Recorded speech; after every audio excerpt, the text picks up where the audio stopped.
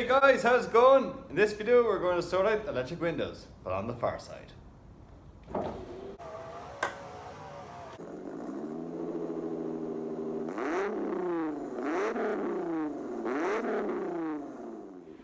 Hey guys, welcome back.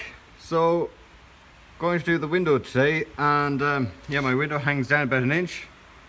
And today I'm going to fix the window regulator. So, looking inside, I have a piece of timber holding up the window. So that's the way the car came to me. So obviously it's the same thing, that someone took the window regulator out of this car and used it for their own car. So I don't have one. So these are the 3 bolts, or 3 holes that the regulator bolts to. And I think there's one just here, and I think there's one at the bottom somewhere, maybe that one. So yeah, I've never done this before, so let's install a window. So I obviously will get rid of the timber because I don't think that's going to work. So this is my window regulator that I got. It's a second-hand one. It moves nice and freely, so very happy with that. And this is where it joins to the car. So these are rubber mounts. This is the original one. Just unscrew it, so it's screwed in there. So there's a bolt at one end, the rubber mount. It's actually a pop rivet at the other end. So to get it out, obviously you drill out the pop rivet and that removes it. Maybe on the later cars they went with a bolt at either end, but I know on the early cars anyway, it's a nut and a bolt and a pop rivet. So this is what the replacement that I got.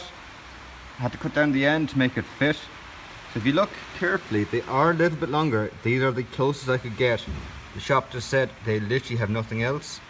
So this might work. If it doesn't work, I've just gone to eBay and just try and find shorter ones. But I don't think this length here is going to make much difference. It just means that this assembly will fit slightly further into the car, or into the door skin, rather than sitting flush. The window has a problem passing past it. I'll just have to get shorter ones, but so far I think that's okay. So now let's have a look at the rest of it. The way that the Corrado one works is it's just 2 arms. They're not joined to anything, so they just help. They just keep the window level. And if we flip it around, this is where the magic happens. So this is the wire. So the motor will pull the reel, which is pull the single cable around, and this is where the window is also attached to. So it literally pulls the window up and down the track, and then these just keep the window level. That's all they do.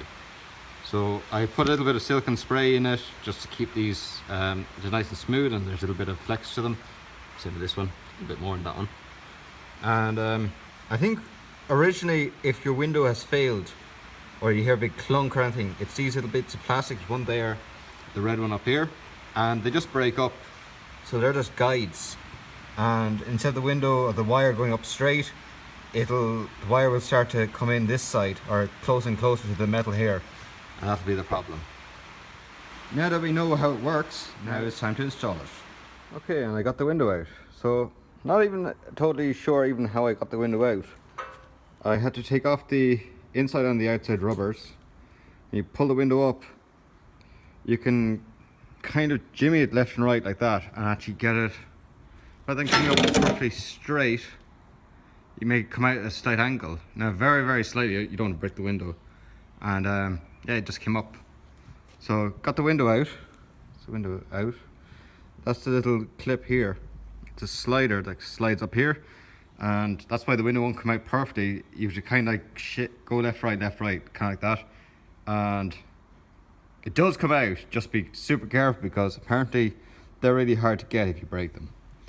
So right, now onto the mechanism. Got the mechanism in without the window in, super easy. There are 2 little clips there, basically kind of like little paws, and you just get them in there. There's one little paw just there, then you just line up. These are just pop rivets, so I just have a nut and bolt holding that in just for the moment. These 2 here went in perfectly. They're all right. Couldn't get this one here in, so probably will end up just putting an ordinary nut and bolt. But these are the old rubbers, and obviously like that's why they're flush, so then you can just pop rivet them afterwards. But this one here ripped on me. But what I'm thinking of, if I got glue, I could re-glue it, put it in there. See, these 2 here are going to hold the majority of the weight.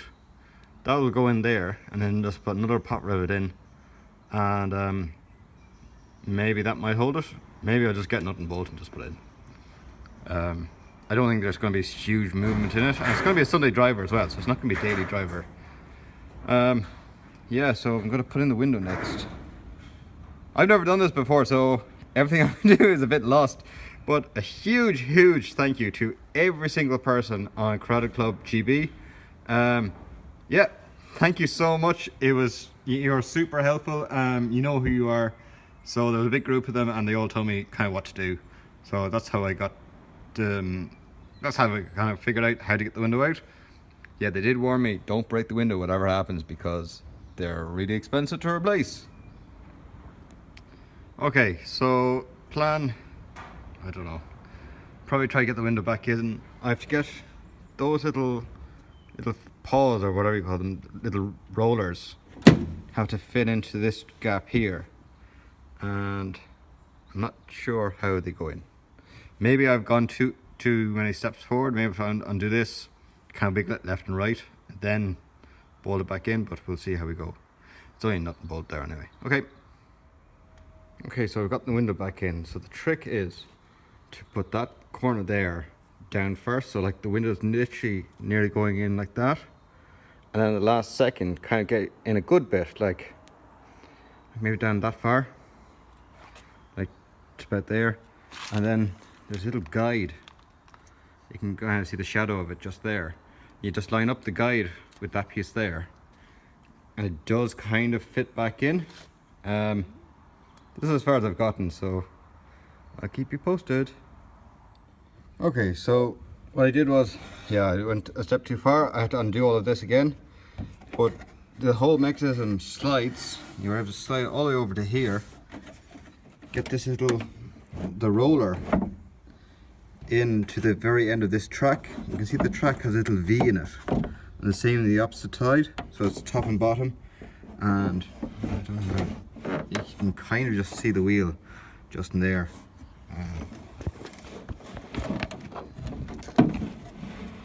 Anyway, yeah, you slide the wheel over here to the very end, it slides in there, so that's one side.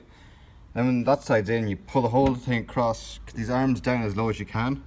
I think I got it actually in through here, so the arm was actually straight. And then on this side, I just brought the arm down.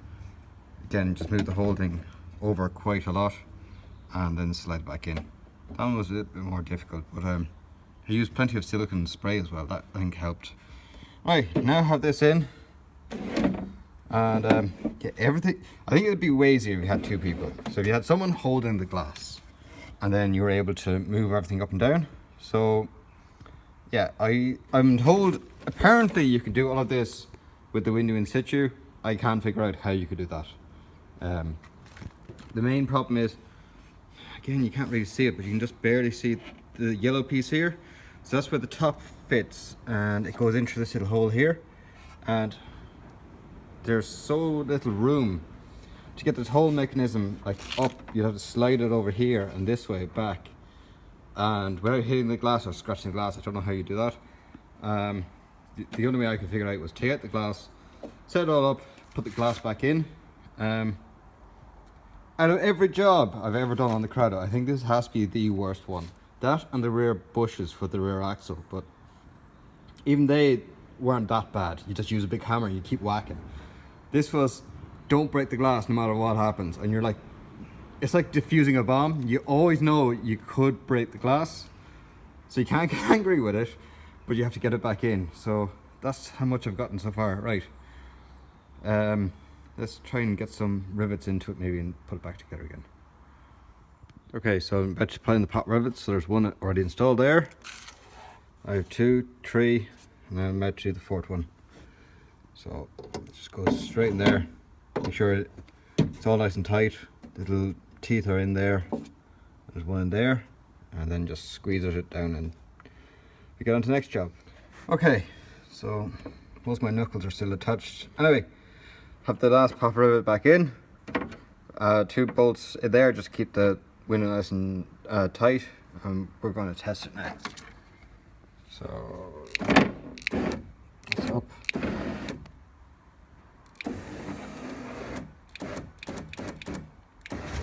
Okay, so if you look very carefully, there's 2 bolts. They're the 2 that were down here, And when they're on there, we can adjust the window now, left and right, to make sure that there's a nice seal all the way around. Okay, so I'd use a spanner because I cannot find 10mm socket at home. They just disappear. Alright, that's those two now back in, and the window's tight. Okay, let's give it a go up and down.